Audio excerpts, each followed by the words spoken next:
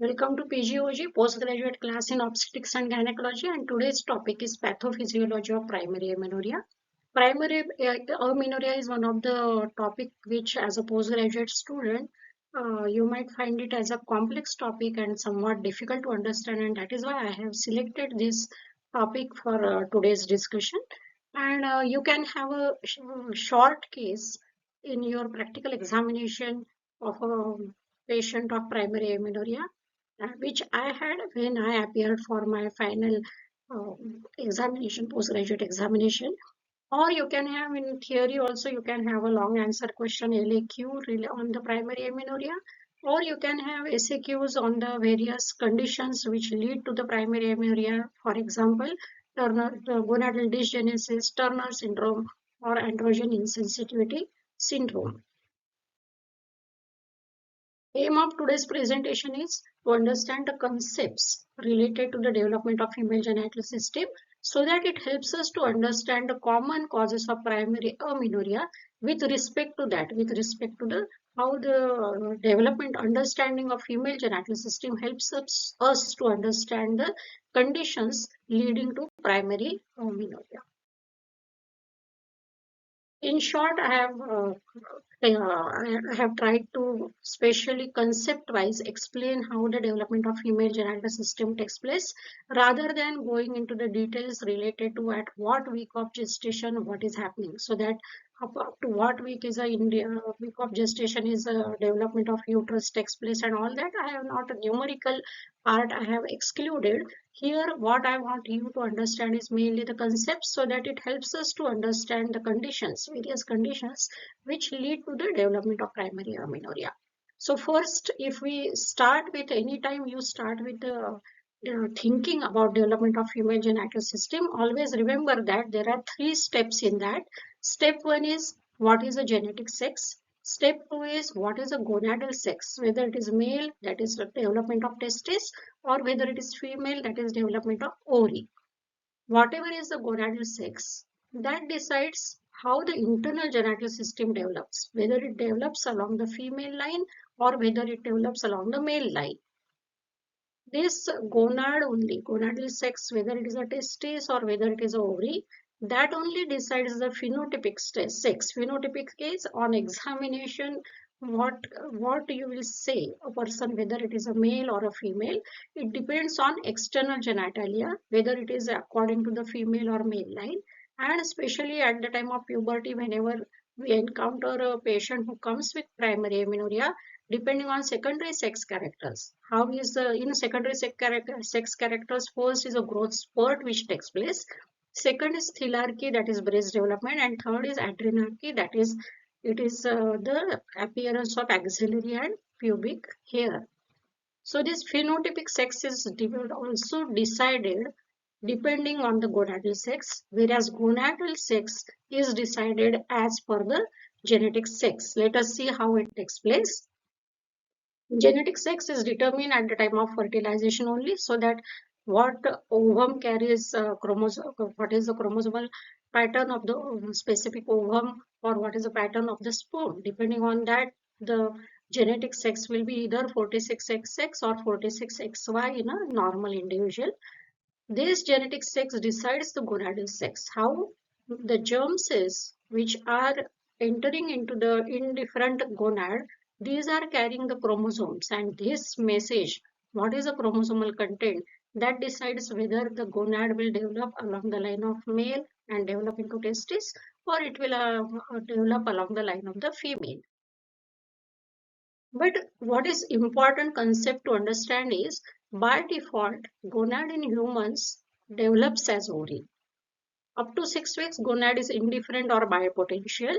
If there is an active presence of Y chromosome, then only that leads to the development of the testis. Otherwise, by default, gonad always develops into ovary. That is the important concept I want all of you to remember as well as understand. What is required is a testis determining factor which is present on SRY region of Y chromosome. This leads to the development of the testis. Whereas for ovary, normal development, what is necessary is XX. There has to be 46XX chromosomal pattern.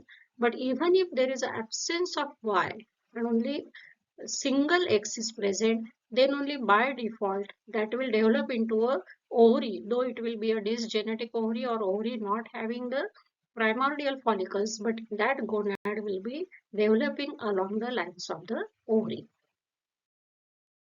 This is just a diagrammatic this representation of the same knowledge what we have seen in the last slide, and I have included this simple line diagram especially for postgraduate students, so that whenever you write in theory, please do not write as essays. Please do not write long paragraphs if you get a question on development of female genital system, for example. So these line diagrams helps to highlight the important points. This is one of the example of the line diagrams. So once there is a genetic sex, either it is whether it is 46, if it is 46XY, then the indifferent gonad will develop into testis because of the presence of testicular determining factor. If it is 46XX, or by default, that is by absence of Y. By default means there is absence of Y.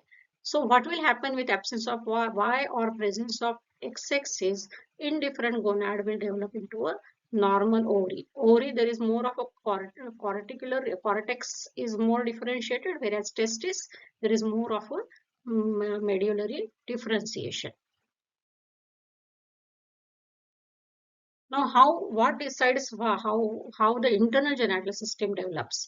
So it depends on gonadal development. This internal genital system also initially it is in indifferent stage with a pair of Mullerian ducts and Wolffian ducts. If the gonad is testis, Sertoli cells start secreting MIS. MIS is Mullerian inhibiting substance. It is also called as anti-Mullerian hormone. AMH and MIS are one and the same things. This anti-Mullerian hormone has got a dual and unilateral action. Unilateral means it doesn't cross the midline. It is acting on the same side. Right-sided gonad will decide how the internal genital system of the right side develops, whereas left-sided will decide how the left-sided internal genital system develops. It is not crossing the midline. That is why it is called as it has a unilateral action and dual action. That means it has two actions. What are these two actions? First is it leads to the regression of Mullerian duct, and equally important is it leads to the further differentiation of Wolffian duct and development of male internal genital system. On the other hand, if gonad is ovary, there is absence of Mullerian inhibiting substance or anti-Mullerian hormone that is responsible for development of female internal genital system, and second action is it leads to the regression of Wolffian duct. We all know that there are some remnants of Wolffian duct which are present in females, and these remnants, what are the remnants of Wolffian ducts if you are asked? Remnants of the Wolffian ducts are parophoron or epiphoron, which sometimes do result in the development of para-ovarian cysts, which are sometimes huge in size. I have seen a large para-ovarian cyst which was up to 36 weeks pregnant uterus. And third is this remnant of Wolffian duct is presence of this Gartner duct, which is on the lateral aspect of the vagina, and it can present as a lateral vaginal wall cyst.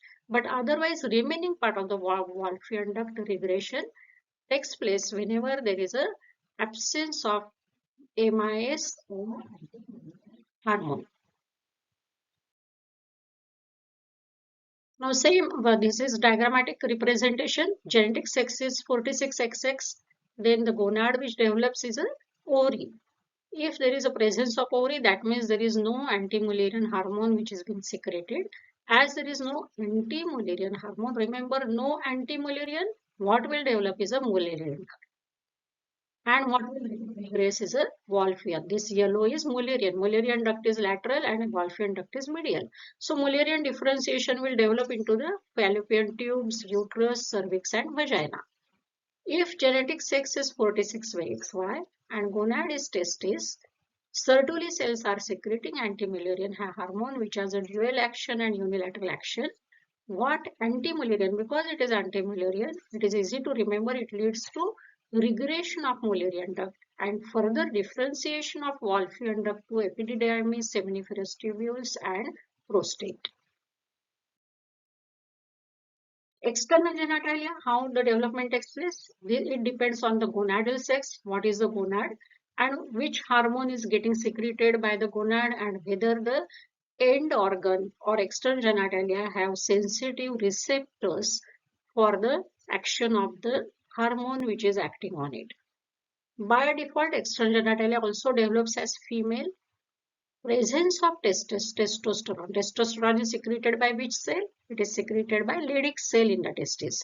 So if there is a secretion of testosterone, that leads to the development of this external genitalia as a male external genitalia. So initially, even external genitalia also is in differentiated stage, and depending on the gonad and depending on the hormone which is being secreted. Presence of testosterone, there is a development along the male line. Absence of testosterone if it is a ovary, along with that estrogen, which is there are three sources of estrogen here: maternal, placental, and fetal ovarian. So estrogen from all these sources, absence of testosterone leads to the normal development of female external genitalia. Here, whatever we have seen till now are concepts related to the development of genital system. This is in short, this is a composite diagram which I have created for you so that you also can practice and draw such diagrams. First stage in development is genetic sex. Second stage is gonadal sex. Gonad, if it is female, 46XX, it will be ovary. If it is male, it will be testis. Again, the same thing. If it is testis, Sertoli cells are secreting MIS, Mullerian inhibiting substance. Leydig cells are secreting testosterone. Testosterone ensures that the external genitalia differentiates as a male external genitalia. But by default, absence of Y leads to the gonad to develop along the ovarian line. Absence of testosterone leads to the differentiation of external genitalia along the female line. I want you to remember this concept. By default, the development in humans goes more along the female line. We have seen about the development concepts related to the development of female genital system. Now, how the onset of menstruation takes place, or what are the prerequisites for the onset of menstruation or menarche? We can say that we can divide these prerequisites into four compartments: hypothalamus, pituitary, ovary, and last is uterus with a patent outflow tract. At the hypothalamus, if when it is normal, it starts secreting gonadotropin releasing hormone, growth hormone releasing hormone, thyroid releasing hormone, which acts on pituitary, and pituitary starts secreting follicular stimulating hormone, luteinizing hormone, growth hormone, TSH. These hormones are acting on the end organs, so that here FSH LH will be acting on ovary. Normal ovary will have the primordial follicles present in the cortex. These primordial follicles will start developing under the influence of FSH, so that there will be secretion of estradiol. And when ovulation takes place, corpus luteum will start secreting progesterone as well as estradiol. This estrogen progesterone will be acting on the uterus. If endometrium is normal, it has normal receptors also, then what will happen is a proliferation and secretory change of the endometrium. If fertilization fails to take place, what will happen is corpus luteal degeneration will occur, that will lead to the fall in estrogen progesterone, and that will lead to the initiation of menstruation. Menstruation takes place provided there is a patency of uterine cavity, patency of cervical canal, patent vagina is required, as well as the hymen should be perforated. There should not be imperforate hymen. Along with that, what is more important, what is equally important is to have the normal thyroid and adrenal gland for the ovary to have a normal ovulation. So this is in short, these are the prerequisites, important prerequisites for the onset of menstruation.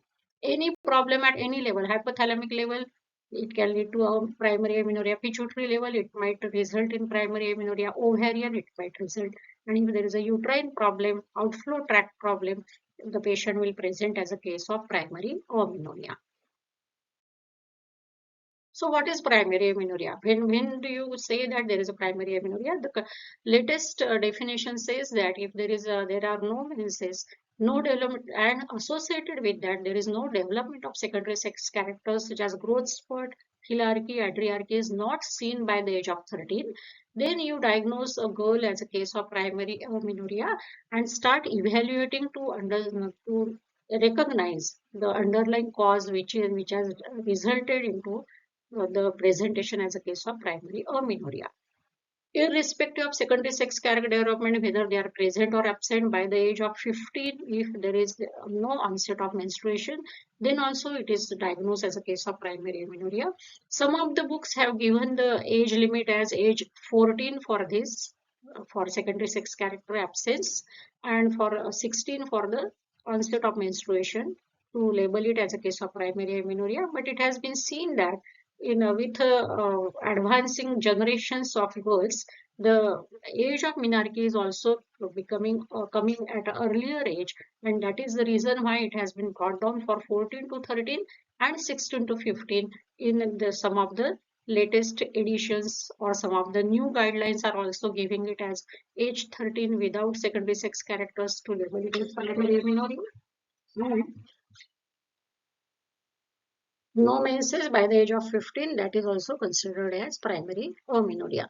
Third criteria to say that it is a case of primary amenorrhea is usually whenever what is happening in puberty is first evidence of pubertal change is growth spurt, so that there is sudden increase in height, acceleration, and height increases rapidly.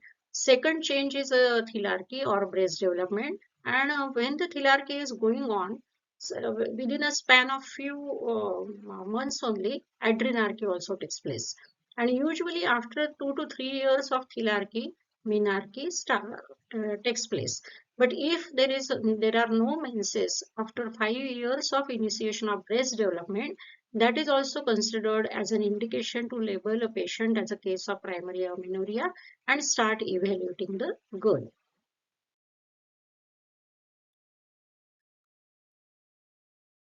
Now, as I said, we can have the 4 compartments to understand the causes of primary amenorrhea. First is hypothalamus, second level is pituitary, third level or compartment is ovary, and fourth is uterus with outflow tract. At hypothalamus, what are the various causes? As we know, stress, excessive or vigorous exercise, sudden weight loss or very sudden weight gain, both. This can lead to the change in the GnRH secretion, leading to primary amenorrhea. Rarely CNS tumor, especially craniopharyngioma, is the common tumor. Though it is a rare cause, one of the common tumors, CNS tumor, which is seen in girls with primary amenorrhea is craniopharyngioma. Kalman syndrome, where there is a anosmia and there is a GnRH secretion defect. These are the hypothalamic causes of primary amenorrhea. At pituitary, there can be pituitary adenoma, which is secreting the prolactin. Anything which leads to the hyperprolactinemia also can lead to the pituitary problem of secretion of FSH.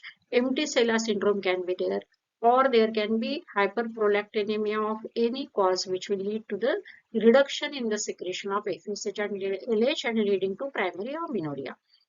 Ovary itself, if it is not normal, if it is absent, it is called as gonadal oogenesis, and if it is not normally developed, it is called as gonadal dysgenesis. What is there in gonadal dysgenesis is only the fibrous tissue is present and there is absence of primordial follicles. Then we call that it is a case of a dysgenetic gonad or gonadal dysgenesis. Commonest condition which is seen in patients of gonadal dysgenesis is Turner syndrome.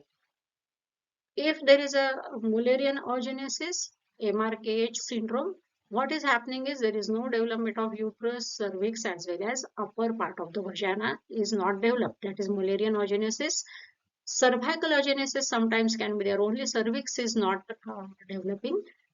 Vaginal and oogenesis can be there. Uterus is there, but vagina has not developed. So all possibilities are there when Mullerian development is affected at various levels.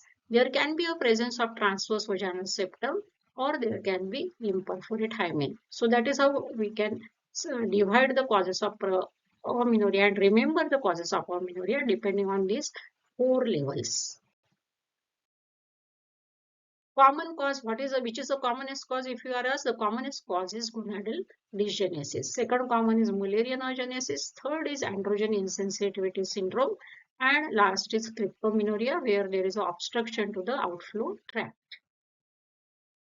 So one by one, we'll see the pathophysiology of each condition. What is if we want to understand what is happening in gonadal dysgenesis.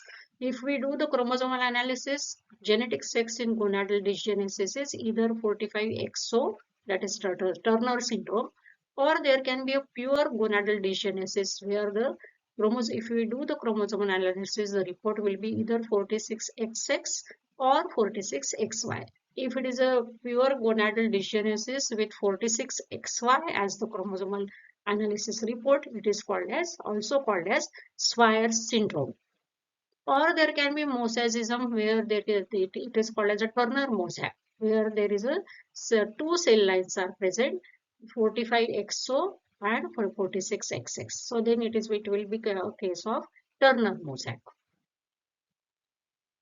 In these patients, when genetic sex is this, but the gonad is dysgenetic. That means, as I said, fibrous tissue is present and follicles are either absent if it is a Turner, pure Turner and pure gonadal dysgenesis, or sometimes few follicles are present, so that few cycles might be there, and these Turner mosaic will be presenting as case patients of secondary amenorrhea rather than as primary amenorrhea. Secondary amenorrhea is when the patient has got few cycles, or even if one cycle is there, menstrual cycle, then followed by that amenorrhea, then we say that it is a case of secondary amenorrhea. Absence of menses for 6 months or absence of menses for the duration of 3 cycles, previous cycles, we consider it as a case of secondary amenorrhea. Here in gonadal dysgenesis, it is the gonad which is developing along the ovarian line, so that there is no anti-Mullerian hormone. So internal genital system develops along the female line. There is development of normal uterus and normal vagina. So if you are asked why there is a normal uterus, why there is a normal vagina in patients of Turner syndrome, your answer should be there is no testicular development. There is no secretion of anti-Mullerian hormone by Sertoli cells, as we have seen in the development of genital system, and that is the reason why internal genital system develops along the Mullerian differentiation takes place along the female line, and that is the reason why there is a normal uterus and normal vagina. Secondary sex characters, as there is a ovary which is not having follicles, naturally there will be no estrogen secretion. So there is no thelarchy, no androgen secretion by ovary also. So adrenarche is also not there, as non-functioning gonad is present. That is the ovary which is dysgenetic. External genitalia is on female side, but it will be atrophic at puberty. That means a very small labia majora and labia minora will be seen when we examine these girls because of the low estrogen presence in the body. Next condition is, second condition is Mullerian agenesis. What is happening in Mullerian agenesis? It is 46XX. So the development of gonad is normal. It is a normal ovary which is present. As there is no AMH, but there is no AMH, what we expect is differentiation of Mullerian duct, but still there is no differentiation of Mullerian duct in these patients of Mullerian agenesis, but regression of Wolffian ducts takes place as action of because of the absence of anti-Mullerian duct. Internal genital organs, there is a presence of a very small uterus, usually not having a functioning endometrium. Knob-like uterus might be there, or there is an absent uterus, but vagina is always absent. Now, in few cases of this Mullerian agenesis, this rudimentary uterus might have a functioning endometrium, and these are the cases where there can be pain, cyclical pain in abdomen as a presentation. It is a very rare presentation of Mullerian agenesis. In majority of the girls with Mullerian agenesis, though uterus is present, small uterus is present, but it has no functioning endometrium, and that is why there is no cryptomenorrhea, collection of menstrual blood is not seen. Or there is absence of uterus, absence of vagina. As ovary is normal, hypothalamo-pituitary ovarian axis is functioning normally, secretion of estrogen, progesterone is taking place normally, and so there will be a symmetrical thelarchy as well as adrenarchy. It happens as it should happen according to the age, normal pubertal age.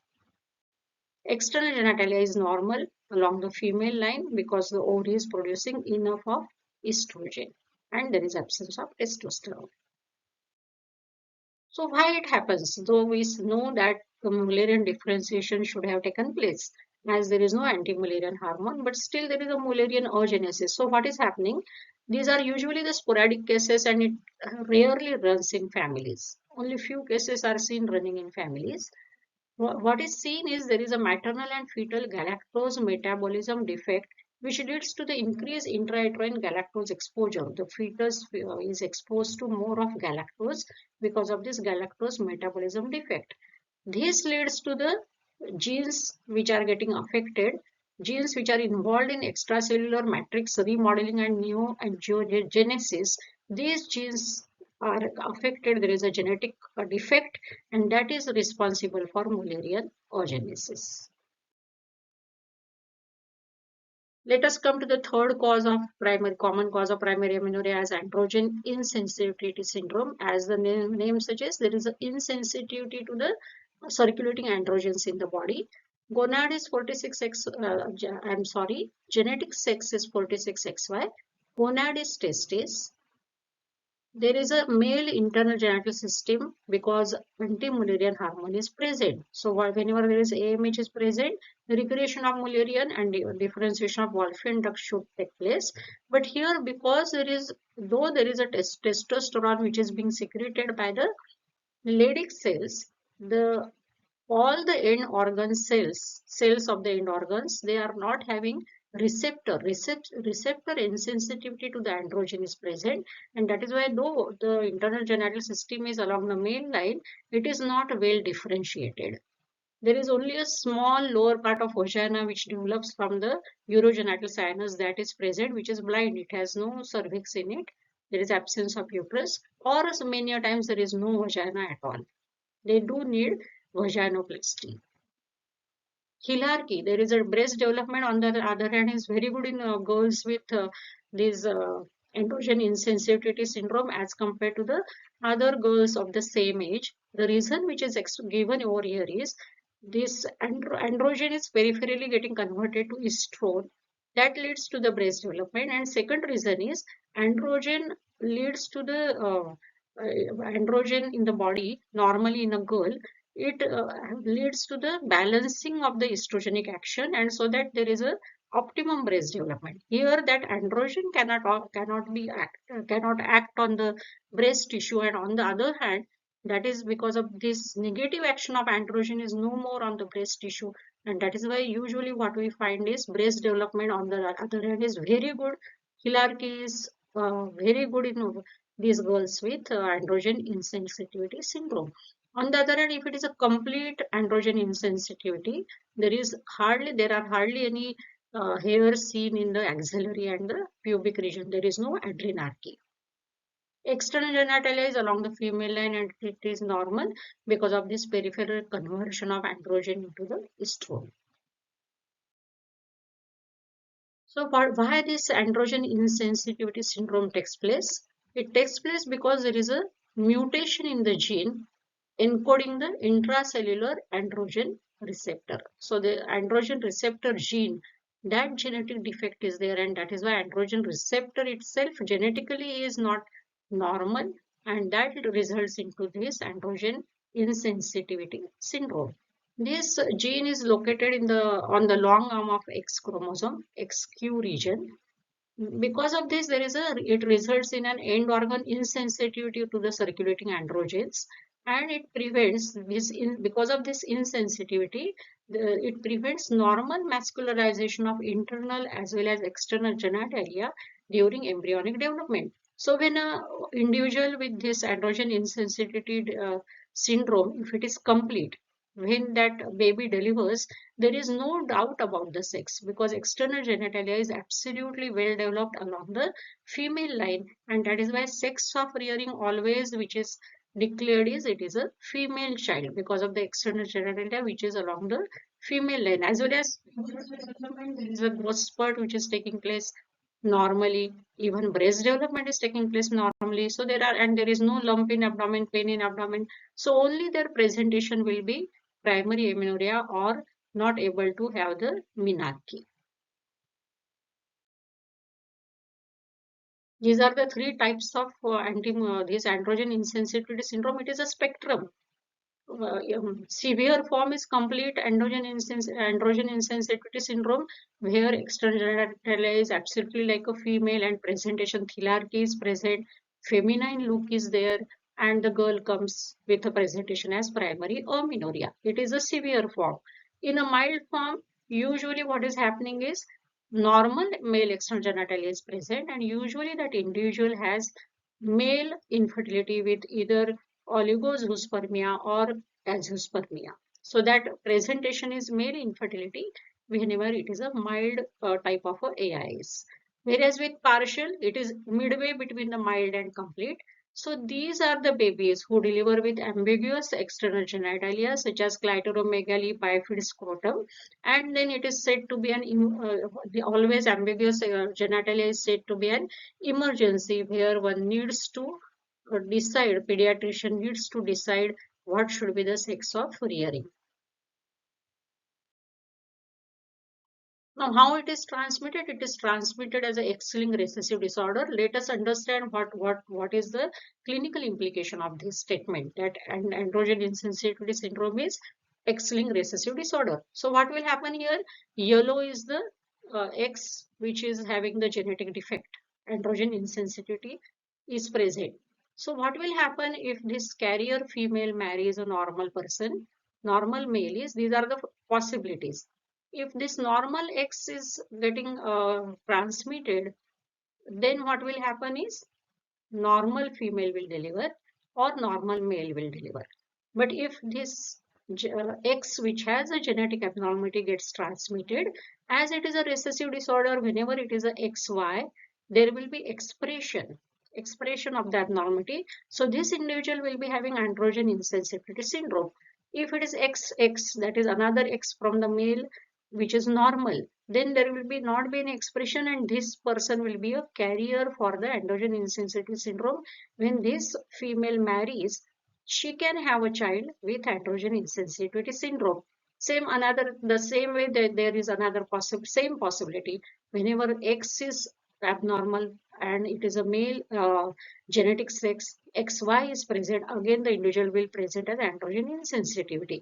In short, whenever we take a family history, we might get a history that aunts are having similar complaints of inguinal hernia, need of removal of masses in inguinal hernia, that is gonadectomy, or there is absence of vagina, aunts needing vaginoplasty. All this history in aunts, maternal aunts will be there. So this understanding how the X-linked recessive disorder gets transmitted helps us to understand how whenever we are taking a family history in a patient with androgen insensitivity syndrome. Now, last part is the common cause for primary amenorrhea is obstruction to the outflow tract. It can be at various levels. If it is imperforate hymen, the collection of the menstrual blood is mainly in the vagina, and vagina distends to a great capacity leading to a hematocolpos, and there can be even hematometra. If there is only vaginal oogenesis, what will happen is there will be more of a hematometra, but as hematocolpos, there is more collection in the vagina, which is not possible here in vaginal oogenesis. So there will be earlier spillage of this menstrual blood through the tubal ostium. There can be hematosalpinx also, and pelvic endometriosis will develop because of this retrograde spillage of the menstrual blood. Same here we can see that if it is a transverse vaginal septum, we call it as a vertical fusion defect. So if it is a transverse vaginal septum, what is happening here is means whenever there is onset of menstruation, the blood, some part of it is getting collected in the vagina. So though there is a hematocolpos, it is smaller in size as compared to hematocolpos of imperforate hymen. Hematometra is there, and same way there can be unilateral or bilateral pelvic endometriosis. Cervical agenesis is a surgically challenging situation. What is happening here also is hematometra and earlier development of pelvic endometriosis will be there if it is not corrected earlier. And it is a surgically challenging scenario in the sense that when we try to connect the body of uterus with the vagina, chances of restenosis are very high. And in the literature also it is given that majority of these girls unfortunately end up in this need for hysterectomy because of this restenosis. Thank you so much. So we have seen pathophysiology related to the common causes of primary amenorrhea by understanding the concepts of development of female genital system. Next class, we will see the clinical approach to a case of primary amenorrhea. Thank you so much.